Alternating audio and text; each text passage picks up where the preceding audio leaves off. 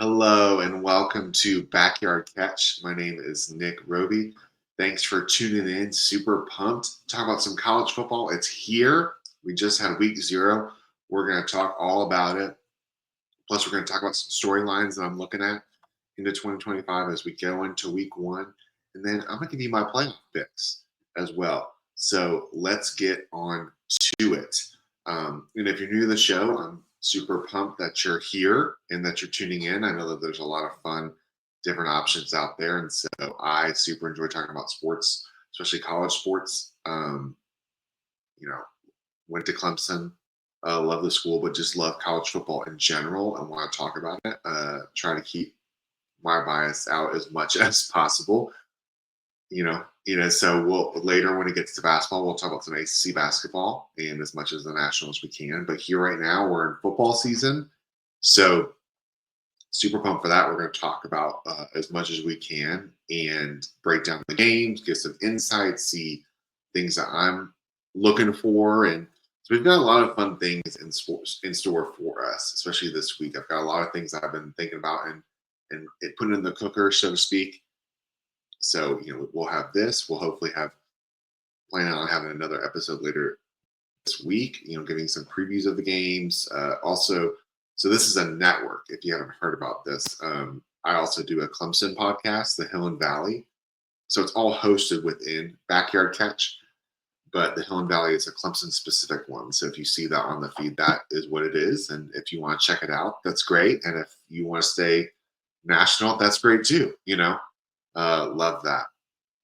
And so, and kind of, and if you're new here, with the idea of Backyard Catch, like what the name is even about, is that some of the most like the best conversations like I've had with sports, or just what I can tell, is that it's the relational aspect of it. So it's like you're playing catch in the yard, like with family or with friends. You're at a tailgate, you're getting ready for the game, you're playing catch with a football. Like that's the kind of like aspect of the game where you can talk through like lighthearted things. We can also talk about deeper things as well. There's a wide variety of how you can go, and so that's really what I'm going after in this. And so I'm super pumped that you're here. But there's a little bit of fall in the air depending on where you are in the country. We had some games, even one overseas, which was pretty fun. So let's talk into it. And so week 0 is kind of an interesting deal because you think about week 1, and then you always have a handful of games that are week 0, right? And so it's kind of like, why don't we start that as week 1 instead of week 2? I don't know. I don't make the rules. It's a little confusing, especially when you see all these like different countdown banners. I don't know if you guys have seen different things. It gets kind of confusing because some people go just to week 0, and then some people go just to week 1. To me, it's like this is like an appetizer, type of deal. But it's still football. It's still really fun. But for most teams, like this upcoming week is the big week. But we still have some football to talk about. So let's get into it. The big one, of course, was Iowa State and Kansas State. Iowa State number 22 in the country, Kansas State number 17 in the preseason. So this is going to be really interesting and really interesting test. The Big 12 is we'll talk about it later, but it's such a big, it's wide open. There's a lot of chaos that can happen. It's probably the most variety that we'll see. And it's potentially maybe a 2 big lead, probably 1, guaranteed, of course. But so there's a lot riding on all this. And then you start off with these 2 teams. Like Kansas State, it was considered a home game. I don't know if everyone fully realized that, but they accepted it as a home game. And so they did all their pregame stuff, and it was a home like conference game. So there's a lot riding on this. And I know there's like mixed feelings about like, whether or not it should be, here or not. I think I enjoy having like a little bit of a one overseas. I think the conditions made it kind of tough, and you can't always predict that. But for it to be that rainy, that was kind of tough. Even the painted lines were harder to see. I know at times, which is a bummer because they had been planning on this since 2024, like spring of 24, and there's just some things like that you like can't always control. It just seemed like the paint wasn't quite working the best, which is tough when you have, it's a little bit different, like with soccer. for that football because you're not like constantly like having to look like where the yard markers are. But if this American football, like obviously you do. So that was a little tough. But I think the experience of having an Ireland game, like that's fun to me. I don't know how I feel about it being a conference game, especially with a conference that it's going to be that tight. That's pretty tough. But at the same time, you're getting the exposure, you're getting like the to be seen and then be put on a stage like that. So there's pros and cons. I mean, I guess it if you're still starting in a neutral site, like Georgia Tech, for example, will host games um, in Atlanta, you know, on a neutral site, not on their home field, and those will count, So, and then you got like Arkansas and Texas A&M, they play neutral site, at Jerry World, and then you've got Oklahoma, Texas. Obviously, they play in the Cotton Bowl, so they play in Dallas. So I don't know. And there's pros and cons with it. I think if anything, I would have loved to have seen this. I think it just was a reminder because we were waiting for so long for football that you're like, oh yes, of course. That you kind of get reminded that in college football, like there's no preseason. In every other level, there's some sort of like a preseason. Like obviously with the NFL, there is like preseason games, and they've gone from 4 to like 3, but there's still 3. High school, they're playing jamborees, they're training practices. And also all the way up there, like college is really the only level where there's not a preseason game. And even some, of course, like we're taking away some of the spring game of a full game. So for some of these teams, this game upcoming, the one that was just happened or the one that's upcoming, is going to be the first game. So you saw some of that sloppiness. Of course, the weather had something to do with it, but we had 4 fumbles in the first half. Passes weren't all the way crisp like you would expect them to. And then the second half, we started seeing some stuff pick up. But I think that's what was all interesting about this. And so we get 2 teams that are ranked, and I don't know how I feel about it. And that's what's so tough in the preseason because you're going off of uh, assumptions, anticipations, especially knowing what's returning. So that we just had a lot of questions in this game. Can Avery Johnson for Kansas State, can he step up as more than just a runner, or how are they going to use him going forward? What was Edwards going to look like in the running game? From Colorado, and then for Iowa State, like they lost 2 top receivers. They have Rocco back, and they made the conference championship game. I mean, Arizona State took care of business, but like they made it, And so, what does Matt Campbell do in a follow up? So there are a lot of questions in this. The fumbles were definitely there. I think, like the touchdown that Beck threw, I think he threw some good balls. You definitely tell that the quarterbacks were not quite all the way settled, and a couple throws they were missing. But when Beck is on, like I was impressed with some of the throws he was making. With Johnson, he just seemed like it took him a little bit longer to get into the rhythm of the game. I will say though, there was some sloppiness, but I think credit needs to be given to both those defenses. They came ready to play. Like they definitely had the offensive linemen like a little bit uneasy of where these different blitzes were coming, especially Kansas State was dialing up some different blitzes. So I think the defense has played really well, all things considered. There was a busted coverage later that let Kansas State score later in the game. But I mean, that's going to happen, especially in like a week 1 or first game or so type of thing, especially. So I overall was pretty impressed with that, especially in the conditions. I guess probably one of the bigger things I was a little bit surprised at was that Kansas State wasn't running the ball as much with Avery Johnson as you would expect because he's so dynamic with his legs. And then also the bummer too for them is that Dylan Edwards, the running back, they're also using in punt return. First punt, gets the ball, he fumbles it like out of his hands, and then he hurts, I think, his ankle, and then he's out for the rest of the game. That throws off the running game. Like they have, they're running back right after, but they didn't have as much of that dynamic, what they were expecting to go. And the passing game just wasn't quite all the way there that it needed to be. And so for me, I would have liked them to use Avery Johnson's legs a little bit more, maybe using a little, you know, read option, little zone read, kind of opening it up because it's just getting the pass plays more in chunks per se. And it was a little bit tougher, on the receivers, but in that type of game, you're going to have some of that. Iowa State, they ended up winning, of course, 24-21. I hadn't already said that, but it was a little dicey at first because, they stall out, they punt the ball away, they get the ball on the 10-yard line or so, and then they themselves try to pitch the ball. And I don't know why all the way in that weather, but then they fumbled it.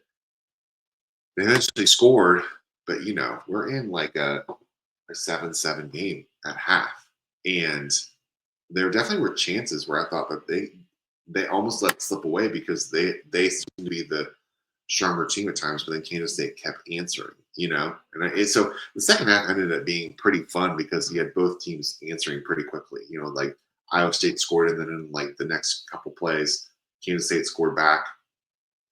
I think the big play in that one was how Matt Campbell, instead of going for it, they're up 3, I think, with like maybe 2 minutes left in the game after the 2-minute warning, 2-minute timeout.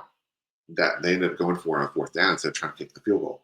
Which, if you get it, they ice the game, But if you miss it, then you give, like what, a minute or so. I forget how much time was left, but enough for them to get an opportunity to score. However, so it was just interesting because, when they get, it was a little like dump to over the defender to the running back, and he gets the yards, and they ended up closing it out after that. They had a play or so later where the running back almost scores, but it actually worked out better that he did because they ended up being able to close it out themselves. I thought that was obviously that was a big play because they got to close it out. Some would maybe say like to kick the field goal, but then a touchdown and an extra point can get you, and they had already been beaten deep before that. So Kansas State had showed that they could score that quickly, and you never know in those types of games, especially with that kind of condition. So I liked the moxie of it to really go for it there. But the one that we're maybe, I don't know if we'll talk about it as much now going forward with all these games coming up, but it was interesting because we talked about how it's hard to see some of the marks. It seemed to me that on a 4th down before that, they turned it over on their own half for Kansas State, that Johnson may have gotten it, but he ended up being a little bit short. And so then instead of them punting it back, and pinning Iowa State back and trying to let their defense go, they went with Johnson. They went with him to run. And it seemed like he had gotten it, but that spot was a little bit off to me, because if they get that, they can keep driving, and then they can maybe try to go for overtime. So that was a major point in that game. That one, and Campbell going for it, of course, on 4th down. So Iowa State came away, with the win. Kansas State still, I feel, just has more questions. Fortunately, there was an altercation between Avery Johnson's dad and his brother after. So just that was pretty tough. I started to feel bad for the guy. Just the family, just a lot going on. But yeah, I think overall it was a fun opening game. Iowa State, was there too. Should they both be ranked right now? I don't know. I would say I don't think the rankings are going to come out later. I think if for me, I had them both ranked, I probably would drop both of them just based off of that. But I do want to see other teams. Like I had in that same sort of range, I had Iowa State in that 22-23 kind of a range. They would probably just on the outside because there's a couple of like an ACC team like a Louisville or Georgia Tech I would want to see, and I think should potentially be ranked as well. So we'll see. I mean, that's why there's a lot more games to play. But so there's that. Probably the team that impressed me the most, and I tweeted about this over the weekend, was Kansas. Actually, I was really interested to see Jalen Daniels because he's so dynamic. Like and just as an athlete and runner and running that offense, but he has had some injury issues. So, but if he can stay healthy, man, like Kansas, that was a fun offense. Like they looked really dynamic against Fresno State. And Fresno State had answers quickly, but then they just kept churning it out. And Daniels, I just came away with like, if this is what we're seeing, what the offense is going to be for Kansas, you got to watch out because then you add them into the mix as well. And that's a tough out. Like that's tough to defend, because and there are multiple times they have everything covered, 3rd and 8. I mean, Jalen Miller did this last year. I thought pretty well too, but I think Daniels maybe even be more effective because of with a little more accurate in the passing game because he can get the ball out quickly. So as a defender, especially as a lineman, he's so quick with it. Or he held it a couple times and then was able to get like a 3rd and 8 and get the first down. Very dynamic. They have 2 good running backs. They both had over 50 yards. They had like 100. It was like 115 yards combined, and they probably could have had more. But they ended up winning 31-7. So that was just really impressive to me. Other games, obviously UNLV, which is going to be really interesting because they're playing Idaho State. Dan Mullen was taken back over. They had like 40 transfers of guys who used to be 3 stars or higher. So it's kind of like almost like a last chance you kind of a feel to it. That was really interesting. They ended up winning. It was like 38-31, but it was kind of underwhelming just because of, or just there definitely were some concerns, especially defensively. Like they were 30.5-point favorites going into the game. They only win by 7 at home. So of course they win, but Idaho State was in it the entire time, and they needed like a last minutes, like last fourth quarter score and stop to end up winning. But there's some concerns definitely for the defense. They went both with 2 quarterbacks, Orgy from Michigan and the Virginia transfer. So we'll kind of see how that continues to play out. JoJo Earl from Alabama was there. If you remember the linebacker from Oregon, blanking on his name right now, he was also there. There's just a bunch of guys. So that they're like going to be a fun one to watch just because of all those. But then you also have some concerns now because of they're trying to get that G5 auto bid into the playoff. Like they're going to have to really shore up that defense. That was definitely concerning. Another fun one was like how about Hawaii? Can we talk about Hawaii for a little bit? They beat Stanford on a last second field goal.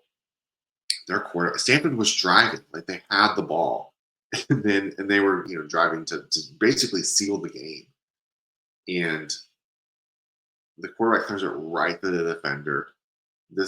I love their quarterback. He was so fun. They drive down, they get a field goal, and then the kicker, who I'm sure if you've been following this, it's been talked about a bunch, but if you haven't, their kicker is this Japanese kicker who learned how to kick on YouTube. He then goes to just a JUCO college in Ohio, then gets signed, but he goes to Hawaii, and then Hawaii beats Stanford, on a last second field goal at home. It's pretty cool. So Hawaii, man, with that fast little offense, like there's a lot of quick plays, and it'll be interesting. I mean, the question for them is always like with the travel, of course, but I think also just you come away with it just being like, Stanford was picked to finish last in the ACC, and they're definitely in rebuilding. You have Frank Reich is doing this 1 year, and then you have, Andrew Luck as general manager. Yeah, there's just a lot of questions, man. I like their running back, Michael Ford. He was pretty fun, but it's just hard. And so this is one of the games that they were probably circling that we need to get this. And this is you don't find a lot of wins on the schedule. So definitely more to come, especially when they have to go across the country. So there you have it. That is week 0 in this. I'll take a little sip of water.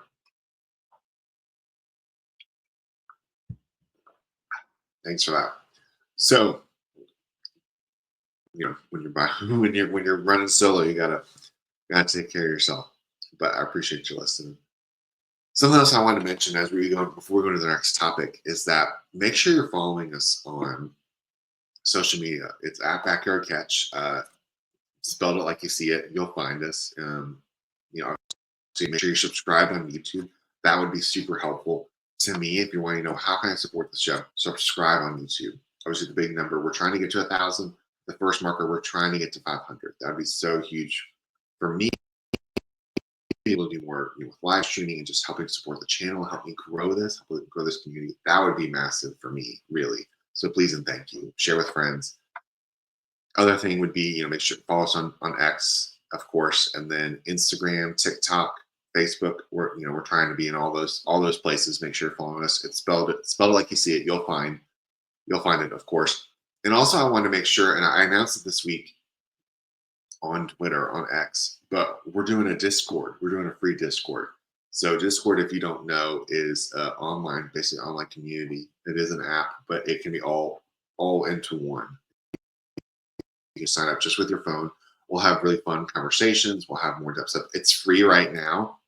There's more planned for premium stuff in the future. Right now, it's free, so hop in, especially get into the free stuff. We'll have more premium channels within that as well. But there's all different topics that we'll have in there, rankings, extra stuff as well for sure. So make sure you're subscribed to that. I'll leave a link in the description, whether on the podcast or whether on the YouTube, to go in there. And when you sign up for the newsletter. So you also get the newsletter as well, and you get to go to the Discord, all free right now. I have lots of fun plans with that, but those are the things to be helpful for me, and you get to be a part of the community. And the big thing too with that is I'm super pumped. It's like gonna be like a tailgate, but I really want it to be like the vision behind it is wanting to be like a good space also for like more family friendly, some good conversations, So like there's lots of awesome places for different conversations, but I really wanted to curate and have a special place, especially for more like just a family friendly environment. So our parents felt safe that their teenagers, you guys would feel a part of it. People who didn't necessarily would want that as well. So all good stuff, support all this kind of stuff. But that's what we're going after specifically here. So if that interests you, definitely check it out, for sure. So more on that. Stay tuned. But here we go. I have top 10 storylines to watch in 2025. This was interesting. There's so much to talk about. I feel like we're in for like a really fun season, I think. And there's just so many different things to talk about. So without further ado, on my list, let's get into it. First one, will the Big Ten make it 3 years in a row as champs? Obviously, Ohio State won it in 24. Michigan won it in 2023. So I don't know if we've realized this. The Big Ten could go for a three-peat when it comes to a national title. So obviously the teams that would be a Penn State, first ever for James Franklin. Can they do it? This has kind of been like a picture year for them. Like, can they actually pull off the big one? Oregon, they have never won a national title. Lanning has them in a really good spot. They won the conference last year. They're turning over some pieces as well, but you don't want to count them out. And then, of course, Ohio State, will they repeat? But they're also starting a new quarterback.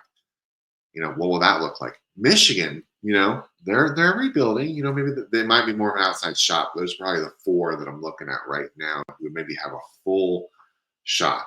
You have your Indianas, of course, but would want to see some more progression before I might maybe throw them right in there. I would say really the three I feel the most confident who can maybe do that would be Penn State, Oregon, Ohio State.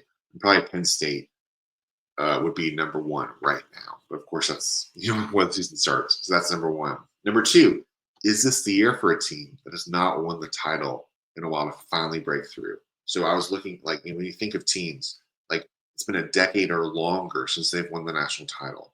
So we're talking, of course, Penn State. We're talking Texas, 2005. I don't know, it doesn't feel that long ago for me, but that was 20 years.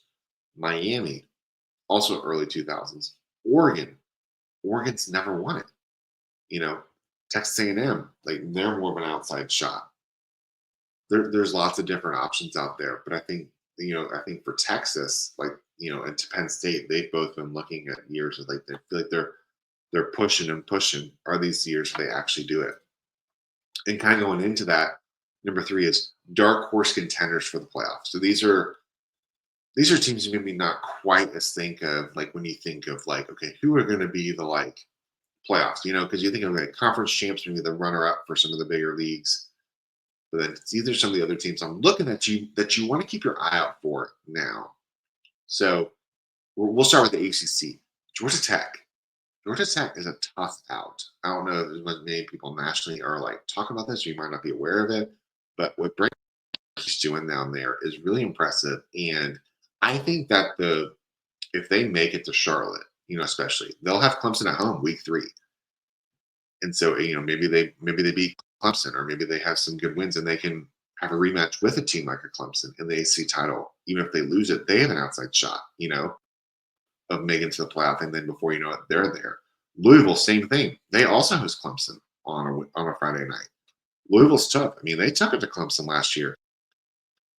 They've got some real things with Braun and the boys. So watch them, especially. I mean, Miami's in there, but these are going to be dark horse contenders. In the Big Ten, we've got Illinois, Brent Bielema. They're working on some stuff up there. They're number 12, I think, in the preseason polls. There are going to be multiple teams in the Big Ten. Maybe they have an outside shot as well. Nebraska is this, Matt Rule. You got to look at year 3s for them. Dylan Raiola, their schedule's not as, it's doable for them, and if they maybe go 10-2, they have a shot of making it as well as one of those like late seats, maybe like that 11-10 kind of a range. And then 2 teams in the SEC that you might not be as like thinking about as like, yeah, for sure. But based on their schedule, their strength of schedule, they could have a shot at doing this as well, even as a 3-loss team. It'd be Florida and Oregon. And I think for both of them, it depends on quarterback play. You got Mateer with Oklahoma, the Washington State transfer, who really has a strong shot, I think, and is in the Heisman conversation. And then you got Florida with DJ Lagway.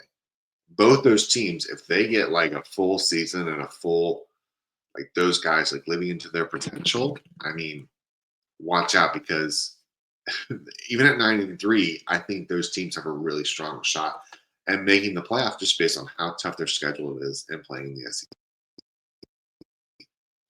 Another question I wanted to think about is like usually that there's usually like a tier, maybe like a clear 1 or 2. They're like, okay, they're kind of above like everybody else. Like there's a top 10, top 5, of course, but there's like clearly a number 1. And I think that was interesting this year is that there's arguments to be made about who could be number 1.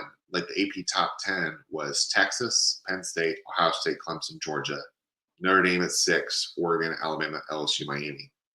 You can make arguments, especially for the maybe top 6, top 7, of who could be number 1 right now. And that's what's fun about playing the games. But there's so many different options. And I think there's all like they're combined. And I think we're going to see a lot of chaos too, like the parity, maybe not straight, not quite as strong, because as in this NIL era, like the depth is maybe not quite as there because other teams can kind of poach them and pay those guys more money. Like a team like a Texas Tech, you maybe want to watch, because they can they've made a splash. I mean, in lots of NIL money. So the depth isn't quite as there for some of these top tier teams that they're more used to. So there's just a lot more options for sure when it comes to like who could make the playoff, and then who like is in that like top tier for the year. Another one, of course, is we also talk about who are the Heisman contenders. This one's always interesting because like it's really like in a way it's hard to say all the way going into this, but of course you want to look at like who has the potential, right? And so you want to think of like who is going to be out there getting the touches, getting the different things in order to getting the different touches. I mean, to really have opportunities. And also too, when you think about this as well, it's not they want to make sure like they want to be like the star of their team, and definitely there tends to be like a narrative that they want to have. But then also, so they need the stats. Also, they're wanting to see the stats to back it up. And I know there's different debates, but that's just that tends to be where they go, and the Heisman voters. But also too, like especially when they're offensive players. Like we had Travis Hunter last year, who was the first time really since Charles Woodson in '97 with Michigan, who played both sides of the ball. It's an offensive player, but you want the games to be closer, because if there's blowouts and they're getting taken out, they're not in as much of the conversation because they're not getting as much of the stats. So teams, when I look at Clemson, I think you got to look at Kate Klubnik. They've never won the Heisman. I think that's an interesting thing for me, especially from my perspective, because like it's there, like there's an opportunity that's there, but Dabo especially tends to bring out the starters if they've, blown teams away. Or like he definitely like, that was probably one of the things that happened with Trevor Lawrence most is that a couple of those teams were just so dominant compared to the rest of most of their competition. He wasn't playing in most of the fourth quarters. So the stats weren't quite as high as maybe some other guys.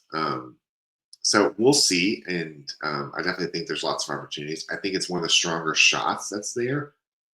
We'll see. I think that's the interesting thing with the Heisman is that there's just a lot of options. Garrett Nussmeier, we'll talk about that with LSU. LSU, does the things they want to do. I think you have to talk about him. I think Mateer out of Oklahoma. I think if you're not aware of it, I think within the offense, I think they'll put up stats. Oklahoma's had histories of winning the Heisman. I know it's under a different coach, but I mean it's hard to pass it up. And even like just sometimes it doesn't matter with the transfers. We talked about this earlier. DJ Lagway, I think he has a really, really good shot as well. We'll see. Another guy to watch out for is it went different position because I'm talking about a lot of quarterbacks. Jeremiah Love out of Notre Dame. He'll get a lot of touches, especially with a redshirt freshman, I believe, with Carr. So he'll get a lot of touches, and that's the thing with running back. You want to be getting a lot of touches and really, especially with touchdowns as well. And then of course, with quarterbacks, you don't want to see quite as many interceptions. So the point with the Heisman, I was more trying to say is that usually we have a couple of clear, like this is the clear number one. Again, with the tiers, is that there's not. It's not like there's a lot of different guys you could definitely see, and I know I'm not even saying everybody like Penn State, say one of the running backs really takes off, or Allen, takes this next step up with these new receivers that they have. I mean, he's up there. Ohio State, I mean, Jeremiah Smith is a freak, wide receiver. We could see that happen. I mean, Ryan Williams, Alabama, say that takes off. I mean, we just saw a few years ago a wide receiver win from Alabama. So the point is, there's so much. It's something we think about, but there's just different guys on the horizon. They just keep your eyes. Who could be Heisman contenders. We'll keep rocking through this. Number 6. So many of the usual contenders, like in that top 10 that I talked about, are breaking in new quarterbacks. I don't know if everyone's like fully realized that. If you've been tapped into the preseason conversation, you are. But if you're just getting into this, and that's great too. 7 out of the 10 preseason teams, the top 10, are breaking in a new quarterback. So like Julian Sayin. The only ones are really that exception that we got Penn State and Clemson are really the two off the top of my head that really are not breaking in a new quarterback. If you extend it out into the top 10, LSU with Nussmeier, but all these guys, Texas, Ohio State, Georgia, and some of these guys have played before, but like fully as a starter. Notre Dame, Oregon, Alabama, Miami. You can keep going after that. And the next one that is like a returning starter is Sellers with Lenore Sellers with South Carolina. That's a lot to watch. And so there's going to be a lot on these offensive line. It's going to be on these offensive linemen to protect them and do well, and then keep the running game going. So just that's something to watch for, especially with these first games. We've got a lot of big matchups in week 1. And a lot of pressure on those new quarterbacks. Another question would be like, as for number 7, can one or two teams rise from the pack in the Big 12? We talked about this, but there's such a combined pack. Like, can one of those two teams rise up? You have Arizona State. I think it's been 5 years in a row with a new champion. So like Arizona State, do they repeat? Kansas State and Iowa State, we just talked about. Iowa State was runner-up last year. Kansas, how do they do with Daniels? Texas Tech, they've spent a lot of money in NIL. We'll see how much it translates into this year right now. But you got to look out for them. Utah, you can kind of forget about Utah. Cam Rising, poor guy, kept getting hurt, but they've got a new quarterback in Dampier. How does he do? And they're always a tough out. I mean, there's so many different Baylor, you don't want to sleep on them either. There's a lot of different guys, so we'll see if more than one or two can really pull themselves out.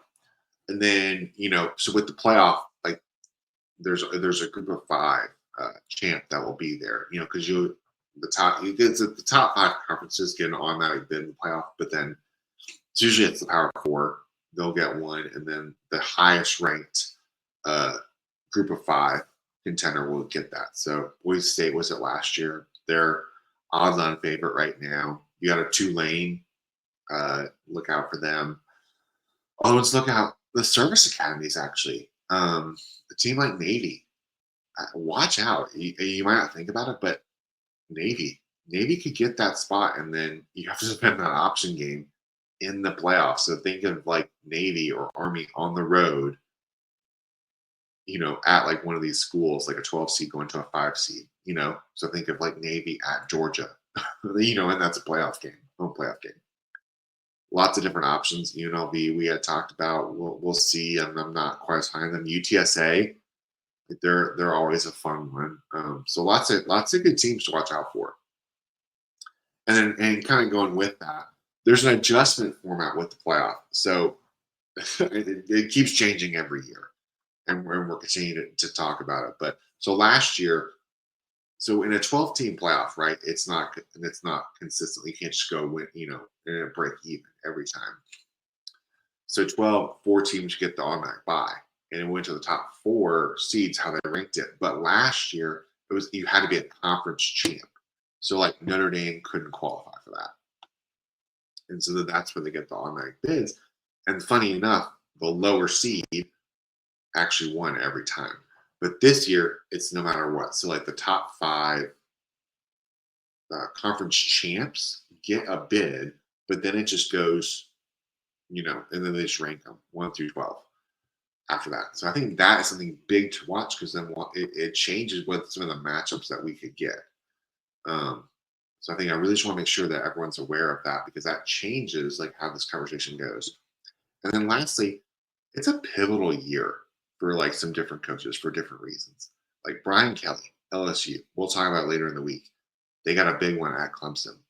LSU's lost 5 straight season openers. They're tired of hearing about it. I know he's tired of hearing about it.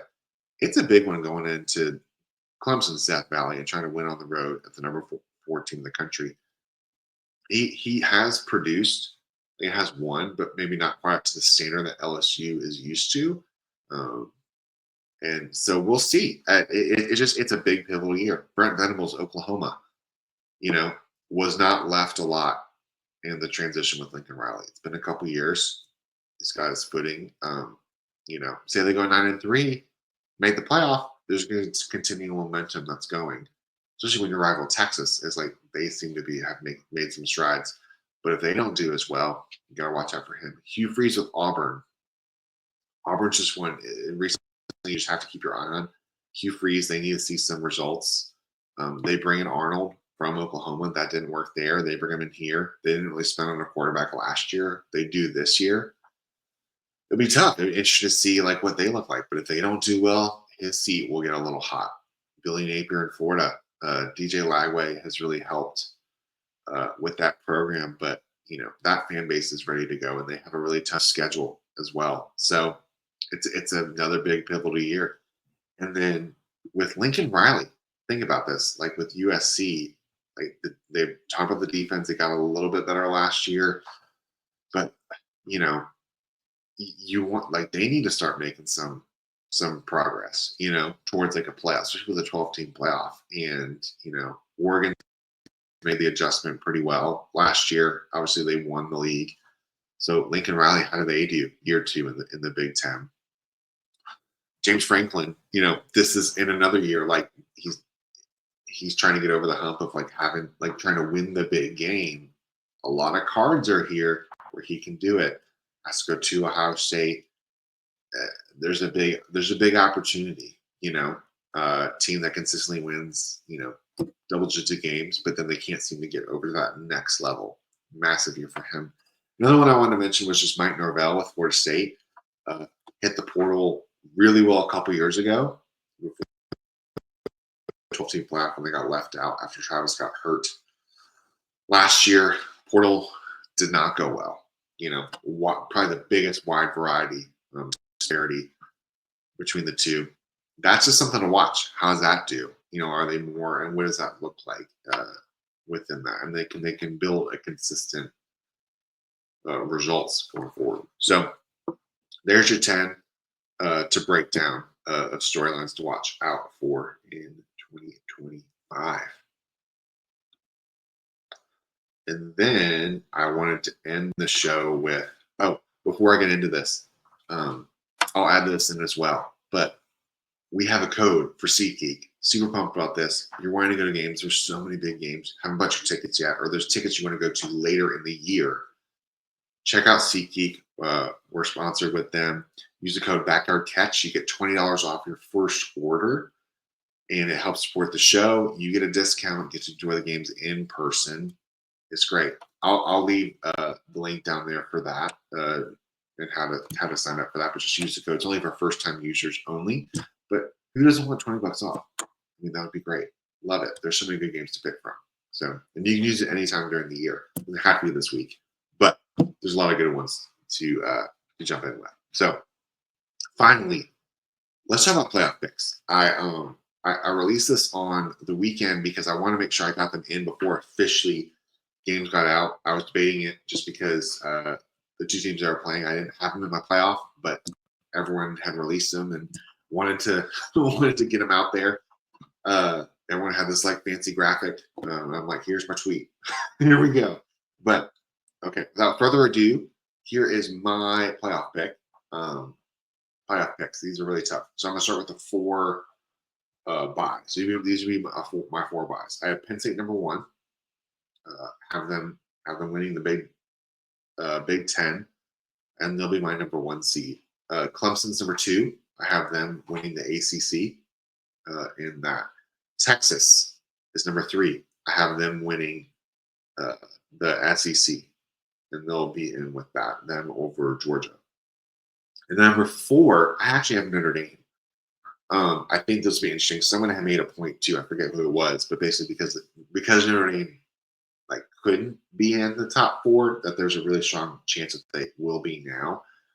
I think Notre Dame, they still have a strong shot. They have a great running game. They have a schedule they can earn wins for sure. And I think some of the other conferences will kind of I think we'll have a lot of like 10-2 teams. Say Notre Dame goes like 11-1. I think they could like slide into that number four slot. Number five, I got Georgia. Six, I've got Oregon. I have Oregon losing to Penn State this time in the Big Ten championship. Ohio State right behind them. I think there's just a little bit too they're still a really good team, but there's just some transition where I think that they'll have that over them. Then I have Oklahoma. I have Oklahoma in there. I think I like Mateer, and I think that they have a really good opportunity. And I think, like I said, I think a 9-3 team can make it. I have LSU in there as well. Louisville. I have Louisville making it in there. I have Louisville losing to Clemson in the ACC title, but I think Louisville makes it. They'll get a second team. Arizona State. I have Arizona State. This one was probably one of the tougher ones, but I just like what Dinningham and Sam Lovett are doing out there in Arizona. So give me the Sun Devils. And then 12, I've got Boise State as my Group of 5 champs. So I'll repeat them again. So I've got Penn State, Clemson, Texas, Notre Dame. It's my top four. Georgia, Oregon, Ohio State, Oklahoma, LSU, Louisville, Arizona State, Boise State. And then I've got Clemson over Penn State for the national title. And, I was really debating that, of course, because, the homer in me wants to pick Clemson, but I don't want it to be like people tuning in, like, oh, yeah, let's hear. Oh, he picked this team. The number one returning in production. I think Tom Allen, I think the country's really going to learn what he's bringing and what he's brought to the defense, like simplifying it, letting them play more. They're going to stop the run better.